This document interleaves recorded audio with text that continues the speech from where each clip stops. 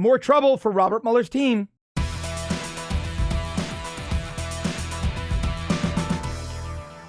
Paul Manafort's lawyers are not happy with Robert Mueller's number two, Andrew Weissman, nor should they be. Now, Weissman is a guy with a long history of playing fast and loose with evidence beneficial to the defense, exculpatory evidence.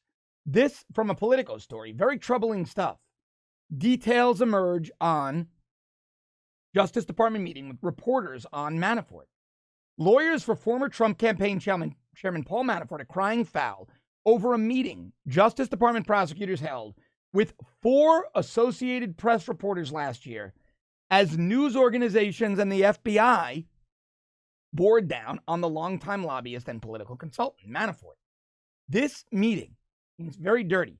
Here's what Manafort's lawyers wrote to Judge Ellis. Now, Judge Ellis is that judge with a long history of spanking down the government.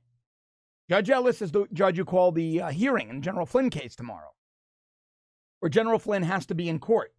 Says, quote, the meeting raises serious concerns about whether a violation of grand jury secrecy occurred.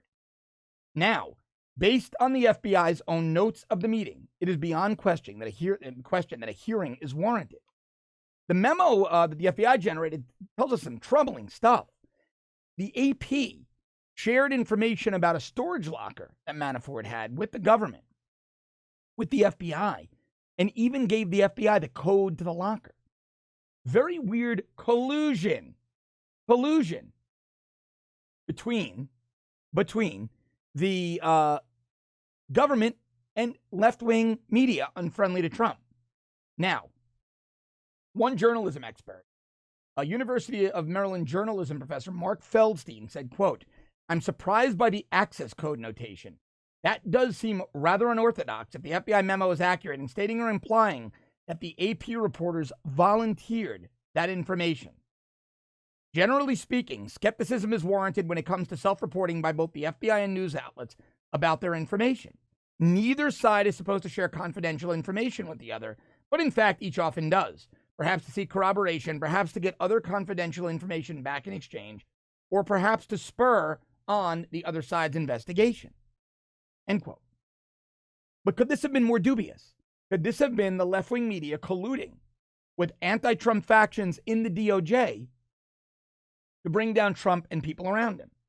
It sure seems that way.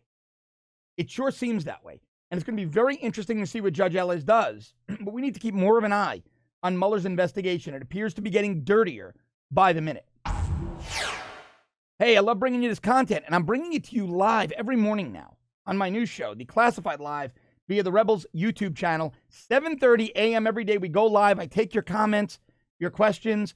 We do about a half hour of content, a half hour of interactive Q&A.